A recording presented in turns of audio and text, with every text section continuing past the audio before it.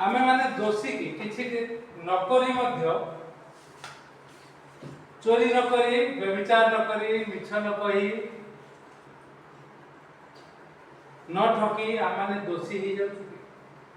कारण प्रभुंकर वाक्य लिखा जाउछि जो माने प्रभुंकर लोक माने तांको अंतर रे अलगा शक्ति था कौन थीटा आमे जहा पढ़ी जाइछु गत समय आलोचना को एपीसी 3 पर्व 20 पद कौन लिखा जाउछि सेठी तुमको अंतर रे जो कार्य साधन करंती प्रभु प्रभुंकर लोक मान अंतर रे प्रभु नुआ नुआ चिंता भावना सब दियंती से माने तदनुଯାୟୀ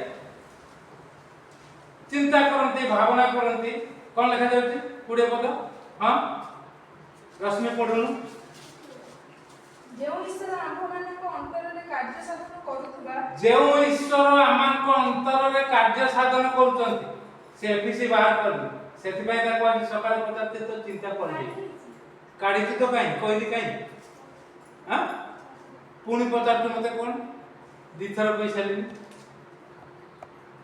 अंतरे कार्य साधन करंती हमर प्रभु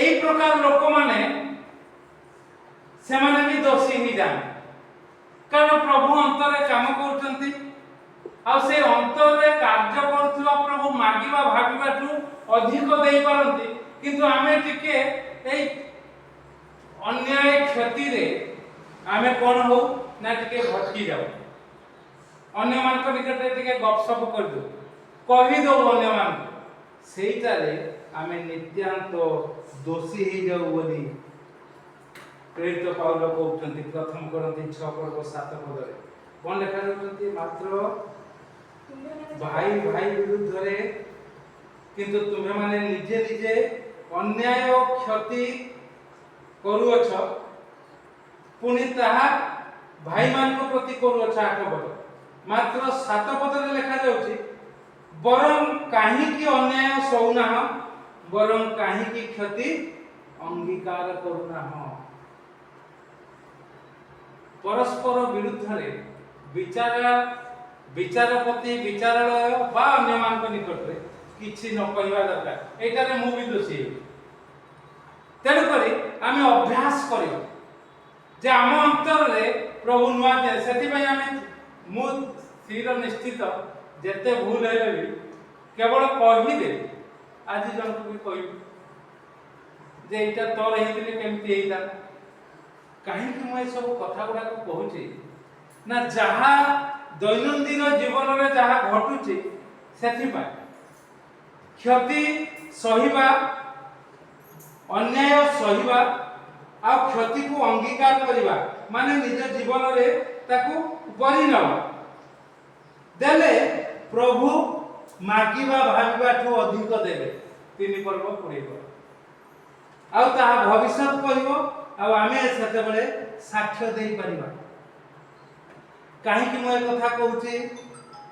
कारण आमे प्रभु को नाम को जते बेले उन्नत उच्चीकृत करूचु महिमानित करूचु हमको सुक्रिया रे कुक्रिया को पराजित करबा को रोमियो तार 12 पर्व 21 पद देखो कोन लिखा जाउची रोमियो 12 पर्व 21 पद रे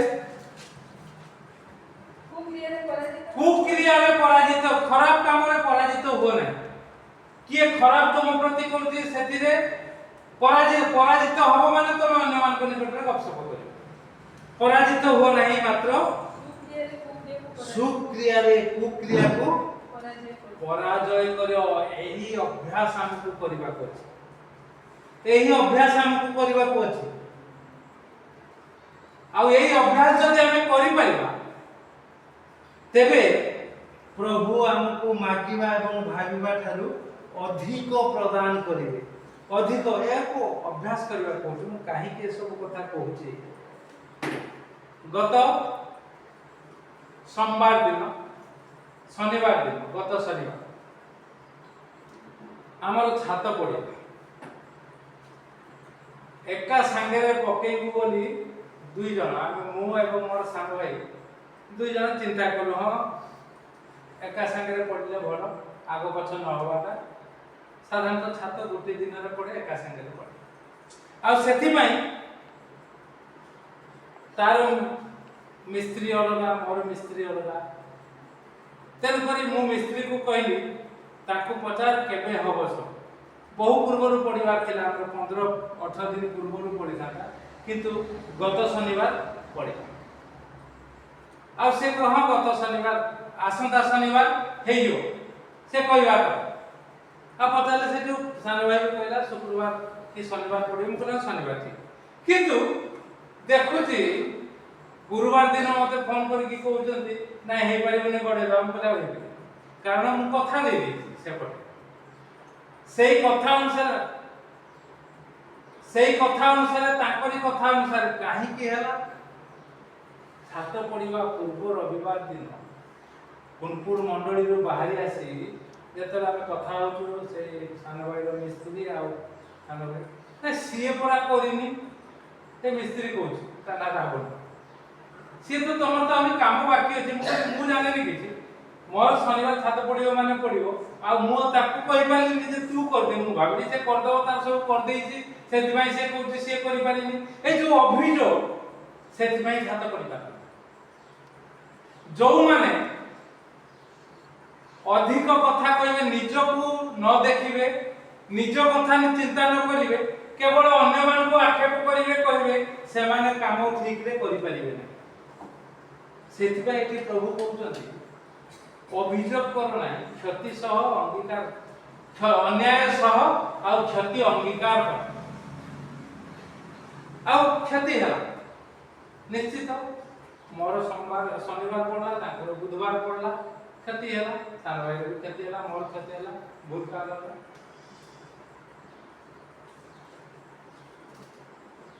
ଅନ୍ୟକୁ ସେଥିପାଇଁ ପ୍ରଭୁ ଯୀଶୁ କହିଛନ୍ତି ତମ ଆଖିରେ ଯୋଉ କଡ଼ି କାଠ ଅଛି ତାକୁ ଆଗେ ବାହାର କରି ପକାଅ, ଅନ୍ୟର ଆଖିରେ କୁଟା ଦେଖିବା ପୂର୍ବରୁ। ଆରେ ଯାହାକୁ କହୁଥିଲୁ କରିପାରିବୁନି ସିଏ ତ କରିଦେଲା, ତୁ ତ କାହିଁ କରିପାରିବୁ ନାହିଁ? ପ୍ରଭୁଙ୍କର ଲୋକମାନେ ଏସବୁ। ତେଣୁକରି ସେଇଟାରେ ମୁଁ ଟିକେ ବହୁତ ଅଶାନ୍ତି ହେଲି ଭିତରେ। ପୁଣି 8 ଦିନ ହେଇନି, 4 ଦିନ ଉପରେ ସେ ମୋରି ଛାତ ଉପରେ ଟ୍ରଲି ଚଲେଇକି ତାଙ୍କ ଛାତ ପଡ଼ିଲା। ମନ ଟିକେ ବିତୃଷ୍ଣା ହେଲା, କିନ୍ତୁ ପ୍ରଭୁ ଏଇ ବାକ୍ୟ ଦେଲେ ମାଗିବା ଭାବିବାଠୁ ସେ ଅଧିକ କରିପାରନ୍ତି। ତେଣୁକରି ଚିନ୍ତା ଭୁଲିଯା, ଯାହା ହେଲା ହେଲା, ଆଉ କ'ଣ। କୁକ୍ରିୟାକୁ ସୁକ୍ରିୟାରେ ପରାଜିତ କରିବା ଆମକୁ ଅଭ୍ୟାସ କରିବାକୁ। ଯେତେ ଠିକ ଥିଲେ ବି ଭୁଲ ହବ, ନିଜ ଆମ ପ୍ରତି, ଜଗତରେ ହବ, ଜଗତର ଲୋକଙ୍କ ପ୍ରତି ଯୋଉ ପ୍ରକାର ହଉଛି ଆମ ପ୍ରତି ବି ହବ। କିନ୍ତୁ ଜଗତର ଲୋକ ଯୋଉ ପ୍ରକାର ପ୍ରତିକ୍ରିୟା ପ୍ରକାଶ କରନ୍ତି ଆମେ ତାହା କରିବା ନାହିଁ। ଆମର ପ୍ରଭୁଙ୍କର ବାକ୍ୟ ତାହା ଶିକ୍ଷା ଦିଏ। କ୍ଷତିକୁ ଅଙ୍ଗୀକାର କର, କ୍ଷତିକୁ ସହିଯାଅ।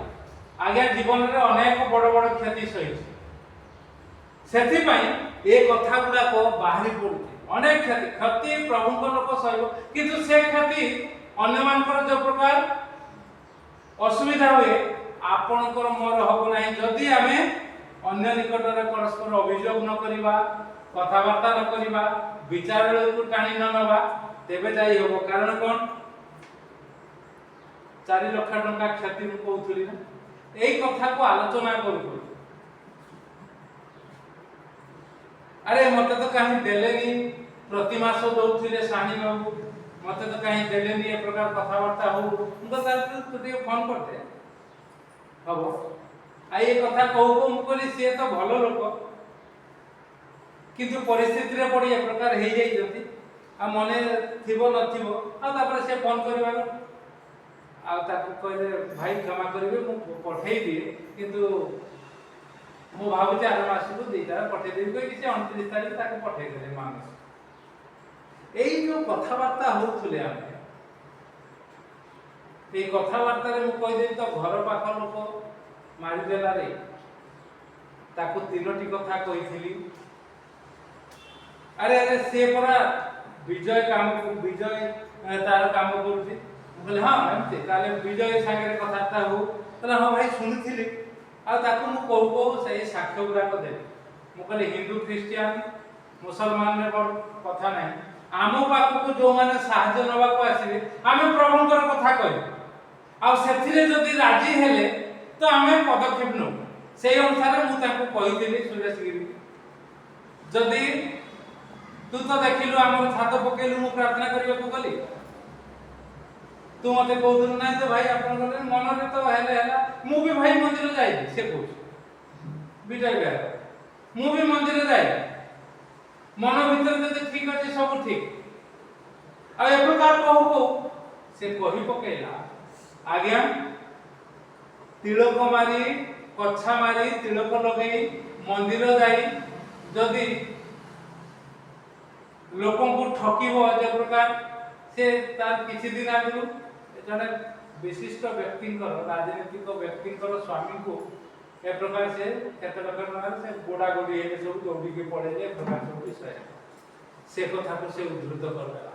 ସେଥିପାଇଁ ଭାଇ ମୁଁ ମନ୍ଦିର ଯାଇନି, କିନ୍ତୁ ମୁଁ ଜାଣେ କର୍ମ ଯଦି କରିବି ତାହେଲେ ଭଗବାନ ଆମକୁ ଠିକ, ଏଇ ଯୋଉ କଥା କହୁ କହୁ ମୁଁ ତାକୁ ତିନୋଟି କଥା କହିଲି, ସେ ସେଇଟାରେ ମାନେ ହଁ ହଁ ଠିକ କଥା ଆପଣଙ୍କ, ସେ ବୋଧେ ଲୋଭ ହେତୁ ଏ ପ୍ରକାର ମୁଁ କହିଲେ ତାକୁ ଖାଲି ନୁହେଁ, ତାର ମାକୁ ତାର ସ୍ତ୍ରୀକୁ ତାର ପୁଅକୁ ସମସ୍ତଙ୍କୁ ବସେଇ କହିଲି, ଆଉ କହିଦେଇଛି ମୁଁ ପୁଣି ଯାଇକି ତା ବଡ଼ ଭାଇକୁ ଯାଇକି କହିଲି ଯଦି କିଛି ଅସୁବିଧା ହୁଏ ମତେ କିଛି କହିବନି, କାରଣ ଯୋଉ ଅର୍ଥ ମୁଁ ଦେଇଥିଲି ତାକୁ ପ୍ରଭୁଙ୍କ ଆକାଉଣ୍ଟକୁ ଗୋଡ଼େଇ ଦେଇଛି, ଆଉ ପ୍ରଭୁଙ୍କ ନାମରେ ଆମେ ଯାହାକୁ କଥା କହୁ ପ୍ରଭୁଙ୍କର କଥା କହୁ ହଠାତ୍ ସିନା ହୁଏନି, ପରେ ଯଦି କିଛି ହବ ତାହେଲେ ଦୋଷ ଦେବନି, ପୂଜାପୂଜି କରାହେଇନଥିଲା, ଏଠି ବ୍ରାହ୍ମଣ ମନ୍ତ୍ର ପଡ଼ିନଥିଲା, ସେଥିପାଇଁ ତାର ଏମିତି ହେଲା ବୋଲି।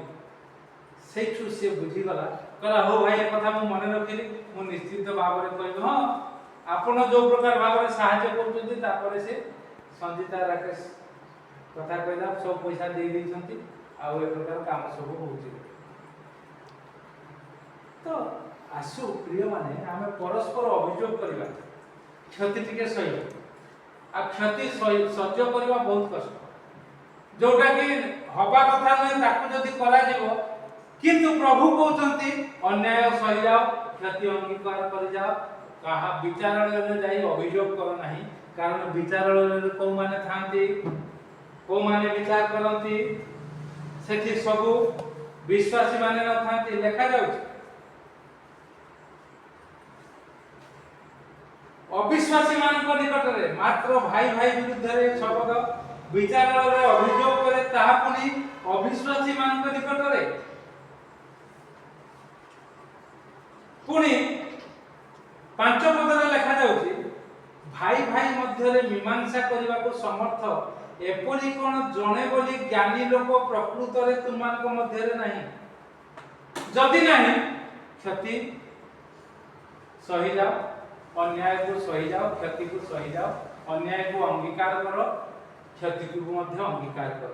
ପ୍ରଭୁ ଆପଣଙ୍କୁ ମୋତେ ଅନୁଗ୍ରହ କରନ୍ତୁ। ଆସୁ ପ୍ରଭୁଙ୍କର ଲୋକମାନେ ଆମେ ସଦା ସର୍ବଦା ଚିନ୍ତା କରିବା, ଭାବନା କରିବା, ମୋର ପ୍ରଭୁ ସବୁ କିଛି କରିପାରିବେ, ତେଣୁକରି ଯଦି ପରେ ଆଉ ଅସୁବିଧା ହବ ସେ ସାହାଯ୍ୟ କରିବେ, ସହାୟତା ଦେବେ, ଆମେ ପ୍ରଭୁଙ୍କ ନାମକୁ ଉନ୍ନତ, ଉଚ୍ଚୀକୃତ, ମହିମାନ୍ୱିତ, ପ୍ରଶଂସିତ କରିପାରିବା। ପ୍ରଭୁ ଆପଣଙ୍କୁ ମୋତେ ଅନୁଗ୍ରହ କରନ୍ତୁ, ଆଶୀର୍ବାଦ କରନ୍ତୁ। ଆସୁ ଆମେ ପ୍ରଭୁଙ୍କର ବାକ୍ୟରେ, ପ୍ରଭୁଙ୍କର କାର୍ଯ୍ୟରେ ସ୍ଥିର ରହିବା, କ୍ଷତି ସହିବା ପାଇଁ ମନ ନେଇ ନେବା, ଆମେ କ୍ଷତିର ବଦଳରେ କ୍ଷତି ନ କରି, କୁକ୍ରିୟା ବଦଳରେ କୁକ୍ରିୟା ନ କରି, କୁକ୍ରିୟା ବଦଳରେ ଆମେ ସୁକ୍ରିୟା, ଏହା ପ୍ରଭୁଙ୍କ ନିକଟରେ ସବୁ ସମର୍ପିତ କରିଦେଇ, ଚିନ୍ତା ଆସିବ ହଠାତ୍ ତାକୁ ପ୍ରଭୁଙ୍କ ଚରଣ ତଳେ ସମର୍ପଣ କରିଦେଇ ଚିନ୍ତାମୁକ୍ତ ହେଇଯାଇ ପ୍ରଭୁଙ୍କ ନାମକୁ ଉନ୍ନତ, ଉଚ୍ଚୀକୃତ କରିବା, ଆଉ ପ୍ରଭୁ ଆମକୁ ସାହାଯ୍ୟ, ଅନୁଗ୍ରହ, ଆଶୀର୍ବାଦ କରିବେ।